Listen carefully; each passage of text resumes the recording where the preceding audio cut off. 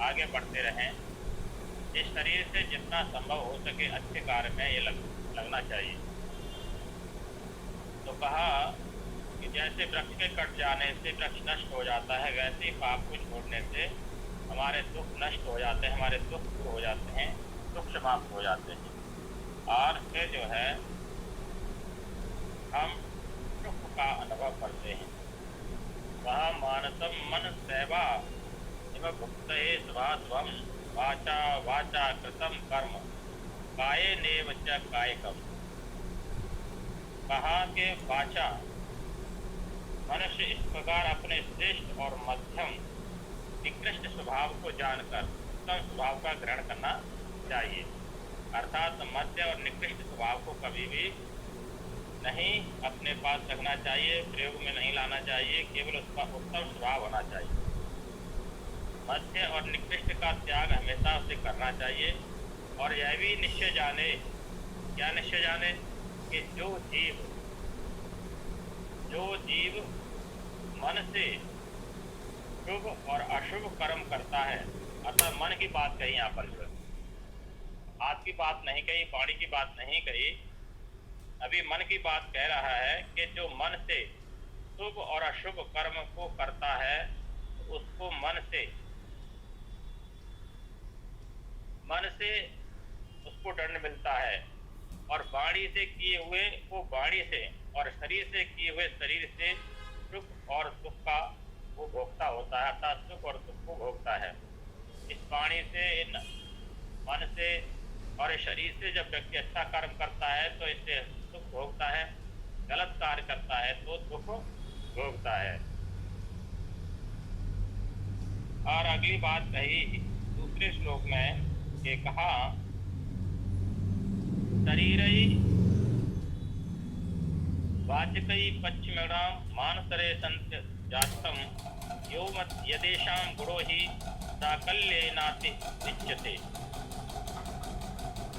तदा तद्गुणा प्राप्तं य करोति शरणं सत्वं ज्ञानं तमो अज्ञानं राग द्वेषो रजस्मृतम।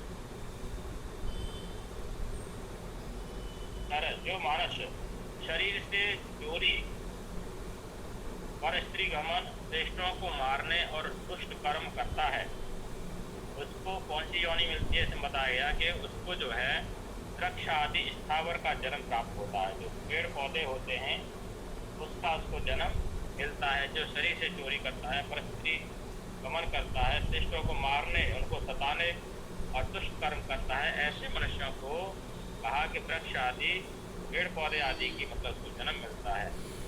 वाणी से जो व्यक्ति पाप कर्म करता है उसको पक्षी, मृग आदि का जन्म मिलता है।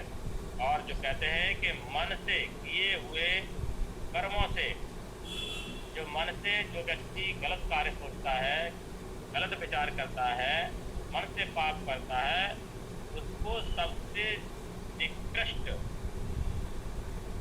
कर्मों से किसका जन्म मिला? चांडाल का। चांडाल कहते हैं कि नीच, जिस मनुष्य को कहते हैं उस नीच से भी नीच, जो नीच व्यक्ति कर्म नहीं करता उस कर्म को मतलब चांडाल कर देता है। कहते हैं कि एक जब मतलब इन पांडवों को लाक्षागृह बन के तैयार हो गया और इनको जिनका जीवन समाप्त करने के लिए ये सारा षड्यंत्र रचा और उसके बाद कहा कि इसमें आग कौन लगाए, तो कहते हैं कि उसमें कहा कि मतलब इसमें जो आग लगाए कोई नीच व्यक्ति हो वही इसमें आग लगाए। कहते हैं उस नीच व्यक्ति के पास गए, उसने कहा कि मैं इस काम को नहीं करूँगा, इसको तो कोई चांडाल व्यक्ति ही काम कर सकता है, मैं ऐसे गलत कार्य नहीं करूँगा, उसने मना कर दिया। कहते ऐसे उस नीच व्यक्ति से भी जो नीच होता है, जो मतलब कर्म करता है, ऐसा उसको चांडाल की मतलब जन्म मिलता है, जो मतलब मन से दुष्ट कर्मों को करता है। जो इन जीवों में देह में अधिकता बरतता है वह गुण उस जीव को अपने शत्रु से कर लेता है। जब आत्मा में ज्ञान हो तब सत्य गुण समझना चाहिए।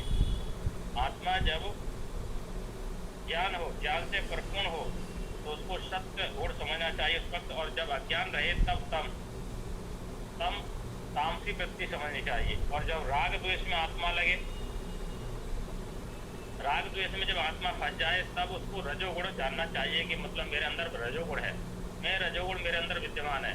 और रजोगुण में क्या होता है, व्यक्ति ना अच्छा सोच पाता है ना बुरा सोच पाता है, हमेशा बुरा ही बुरा सोचता है। तो ये तीन प्रकृति के जो गुण हैं सत्व रज और तम, सब संसार पदार्थों में व्याप्त होते रहते हैं। उसका विवेक इस प्रकार करना चाहिए कि जब आत्मा में प्रसन्नता हो। सत्वगुण की कैसी पहचान होनी चाहिए, ये इसमें मतलब बताया गया कि सत्वगुण की हमारे अंदर प्रधानता, तो कैसे मतलब उसका कैसे उसको जाने, पैरामीटर एक दिया, कहा कि उसका विवेक इस प्रकार करना चाहिए जब आत्मा में प्रसन्नता हो, मन प्रसन्न हो, प्रशांत की सदृश शुद्ध भाव युक्त वर्ते, तब समझना चाहिए कि उसमें सत्य गुण प्रधान है। क्या आत्मा प्रसन्न है, मन प्रसन्न है उसका जो है, और शुद्ध भाव है उसके अंदर, शुद्ध विचार है, अच्छे कार्य करने की उसके अंदर प्रेरणा आ रही है, तो ये समझना चाहिए उसके अंदर सत्य भावना, सत्य गुण जो है उसकी प्रधानता उसके अंदर है। और रजोगुण तमोगुण अप्रधान है, तब उसमें समझना चाहिए कि इसके अंदर सत्वगुण, रजोगुण और तमोगुण नहीं है। जब आत्मा और मन सुख संयुक्त प्रसन्न चित्त रहित विषय में इधर उधर गमन करता है, आगमन में लगा रहता है, तब समझना चाहिए कि रजोगुण प्रधान है और सत्वगुण और तमोगुण अप्रधान है। ये इसका मतलब एक बताया कि जब मतलब आत्मा मन सुख संयुक्त है अर्थात सुख में है, प्रसन्नता नहीं है, विषय में दरदर मतलब भटक रहा है, बढ़ता जा रहा है, तो समझना चाहिए कि उसके अंदर रजोगुण प्रधान है। जब मोह, अगली बात को कहा कि जब मोह अर्थात सांसारिक पदार्थों में फंसा हुआ आत्मा मन हो, और जब आत्मा मन में कुछ विवेक न रहे, आत्मा में कुछ विवेक नहीं रहे, मन में कुछ विवेक न रहे, विषयों में आसक्त रहे, तर्क वितर्क रहित जानने योग्य न हो, तब समझना चाहिए, निश्चित समझना चाहिए कि इस समय मुझ में तमोगुण प्रधान, सत्व और रजोगुण अप्रधान है। तब ये व्यक्ति को मान लेना चाहिए कि मतलब मेरे अंदर रजोगुण की प्रधानता ज्यादा है। तो ऐसे ये मतलब इन तीनों गुणों का उत्तम मध्यम निकृष्ट फल फलोदय, उसको पूर्ण भाव कहते हैं इसको जो है। इस तरह से तीनों सत्व रज और तमो की मतलब ये इसका एक पैरामीटर बताया कि किस तरह से हम अपने को जान सकते हैं, पहचान सकते हैं कि मेरे अंदर ये सत्व गुण है, मेरे अंदर अब ये रजोगुण चल रहा है, मेरे अंदर ये तमोगुण चल रहा है। तो ये कुछ बातें महर्षि स्वामी देव दयानंद ने अपने सत्या प्रकाश के 9वें समोल्लास में उल्लेख किया है। तो ज़्यादा न कह करके मैं अपनी वाणी को विराम यहीं देता हूँ।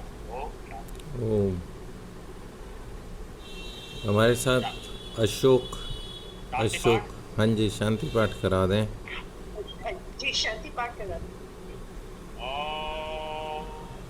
शांति अंतरिक्षगम शांति पृथ्वी शांतिरापः शांति उपधया शांति वनस्पतयः शांति विश्वे देवाः शांति ब्रह्म शांति सर्वगम शांति शांतिरेव शांति सामा शांतिरेधि। ओम शांति शांति शांति। सर्वे भवन्तु सुखिनः सर्वे सन्तु निरामया सर्वे भद्राणि पश्यन्तु मा कश्चित् दुःखभाग् भवेत्। ओम सर्वेभ्यः नमः। अस्तु सुखो भवन्तु। चलिए, शाम को मिलते हैं। सभी का धन्यवाद, सब टाइम से जुड़े, जिन्होंने हमारा साथ दिया उन सभी का एक बार फिर से धन्यवाद करते हुए शाम तक के लिए स्वस्थ रहें, मस्त रहें, खाते पीते रहें और हंसते रहें। हा हा हा हा हा